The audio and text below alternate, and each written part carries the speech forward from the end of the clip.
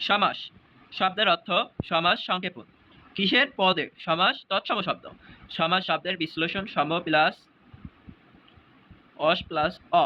সম মানে সমান, অস মানে সম্পর্ক, অ মানে যে পদ। অর্থাৎ সংজ্ঞা হচ্ছে পরস্পর সম্পর্কযুক্ত দুই বা ততোধিক পদ মিলে এক পদে পরিণত হওয়াকে সমাস বলে। পরস্পর পদ নয় বিশিষ্ট দুই বা ততোধিক পদের মিলনকে সমাস বলে।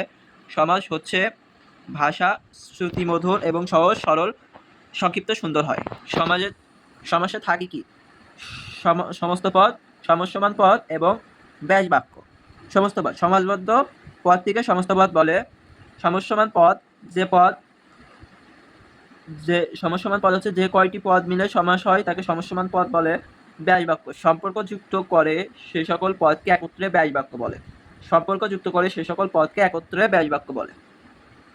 সমস্ত পদ থেকে সমস্যমান পদ।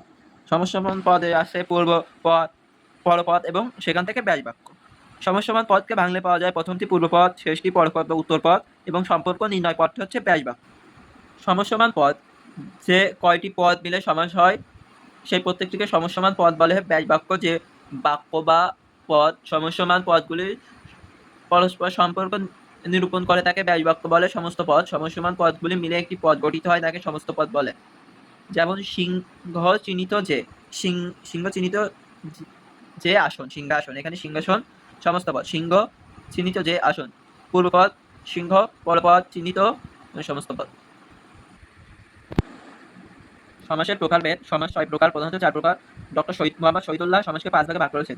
সাধারণত দ্বন্দ্ব সমাস, দীর্ঘ সমাস, অব্যয়ীভাব, তৎপুরুষ সমাস, কর্মধারায় বহুব্রীহি। প্রধানত অব্যয়ীভাব, তৎপুরুষ, দ্বন্দ্ব, বহুব্রীহি। শহীদুল্লাহর মতে অব্যয়ীভাব, তৎপুরুষ, দ্বন্দ্ব, কর্মধারায় বহুব্রীহি। দ্বন্দ্ব সমাস যে সমাজে দুই বা তত অধিক পদের মিলন হয় এবং সমস্যমান প্রত্যেক পদের অর্থ প্রধান রূপে প্রতীয়মান হয় তাকে দ্বন্দ্ব সমাস বলে। যেমন পিতা, পুত্র, ভাই, বোন। এমন দ্বন্দ্ব সমাস উভয় পদের অর্থ প্রধান থাকে, দুই জনের দ্বারা বা জোড়ায় জোড়ায় শব্দ থাকে, সমান বিভক্তি বিশিষ্ট পদ থাকে।